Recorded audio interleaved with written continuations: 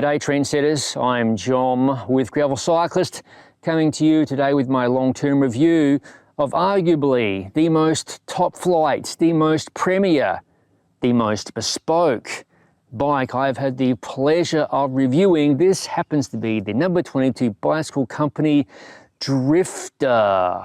The company number 22 Bicycles is not a household name, so some of you may not recognize it.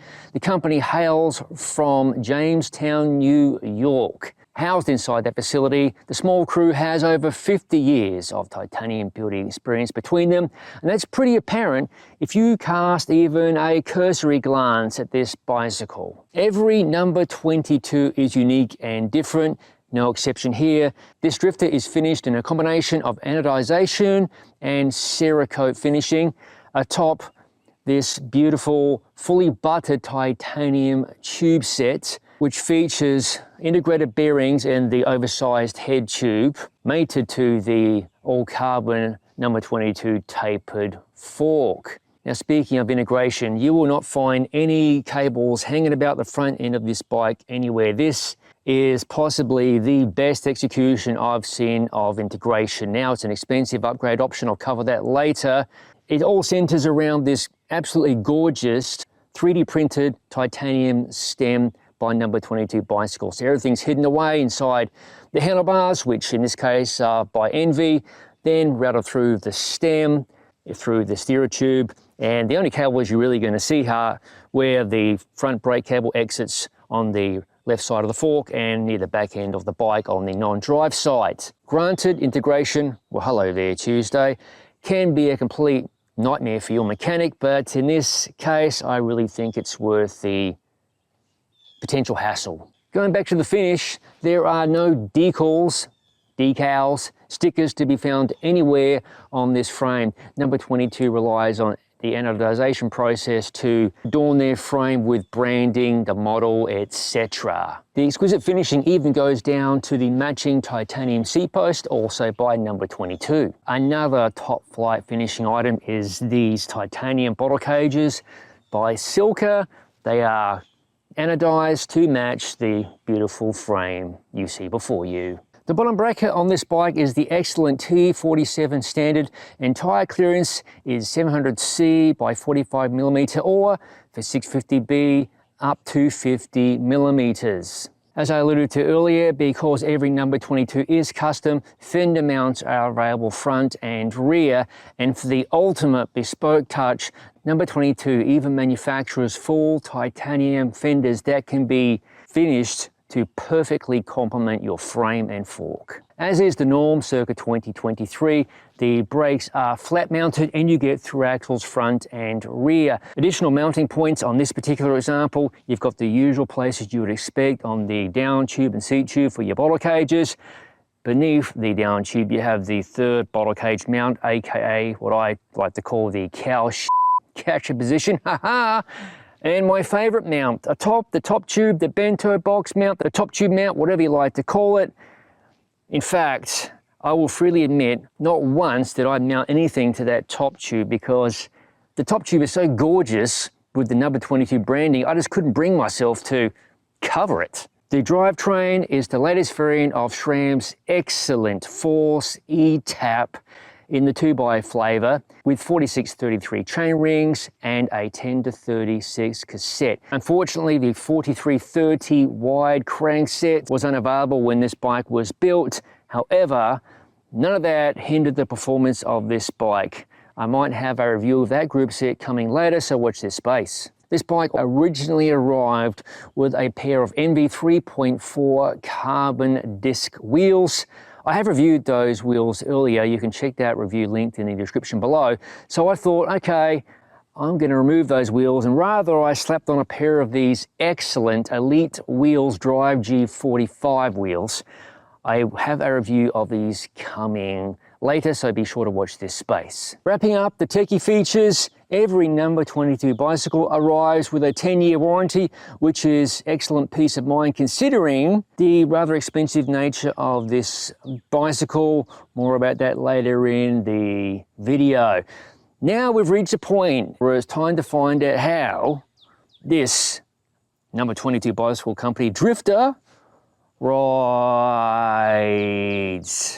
Weighing in at 20 pounds or just over 9 kilograms with the latest variant of SRAM Force eTap access with integrated power meter, a Force 10 to 36 12-speed cassette, Elite wheels, Drive G45 wheels, Panaracer Gravel King SK tubeless tyres in 700C by 43mm, Silka titanium bottle cages, number 22 titanium C-post with Shimano saddle, and Shimano XTR 9000 series pedals.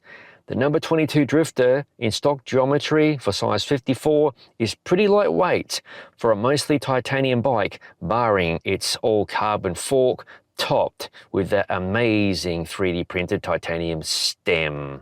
Terrain be damned, because no matter where I've ridden this bike, from Northern California to the driftless region of Illinois, to the southeastern United States, namely Georgia and North Florida, the number 22 has tackled every type of terrain with ease and grace.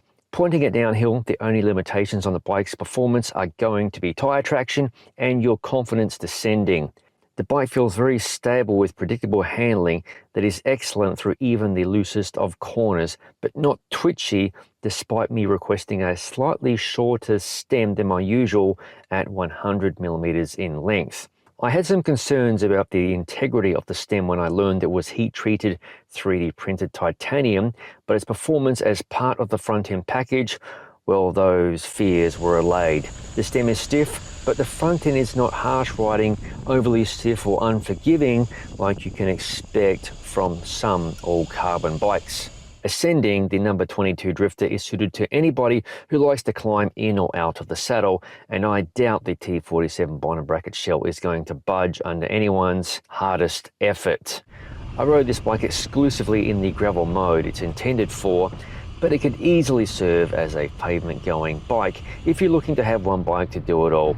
My philosophy is life's too short to limit yourself to just one bike, but you get my point.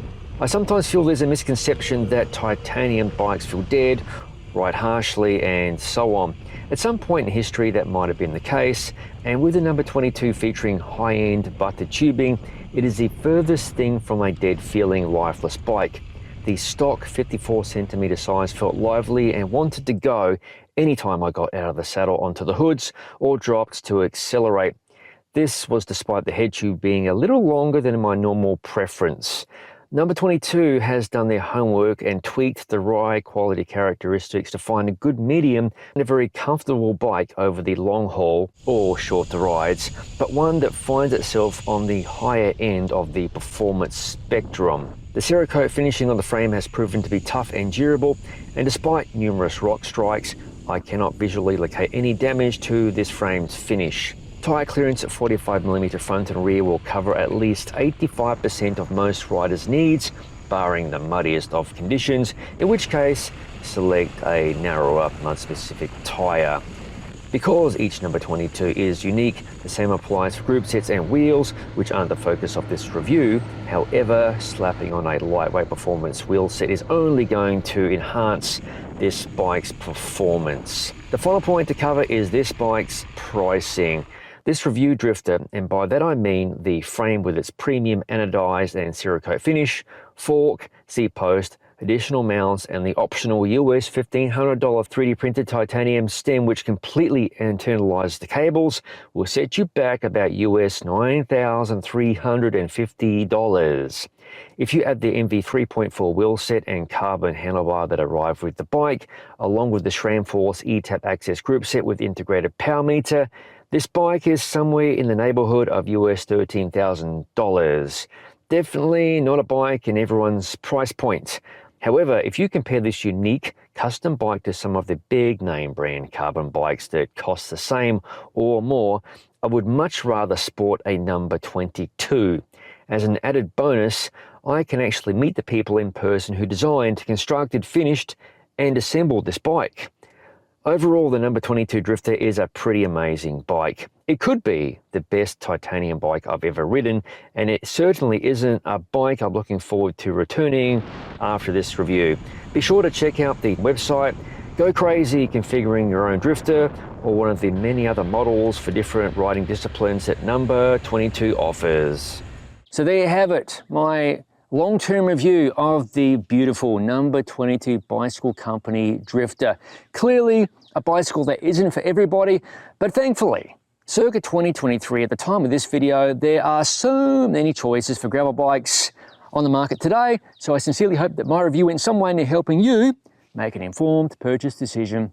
As always, thank you for watching. If you haven't already, please consider subscribing to the Gravel Cyclist YouTube channel for no bullshit gravel bike reviews, other product reviews, ride experience videos, and my personal favorite around here, general madness. Push clutch pedal and push button to start.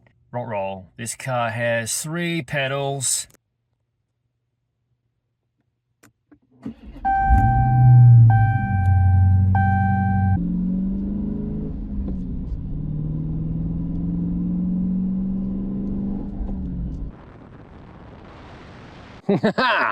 As all of it is released to the channel, I'll see you in the next video.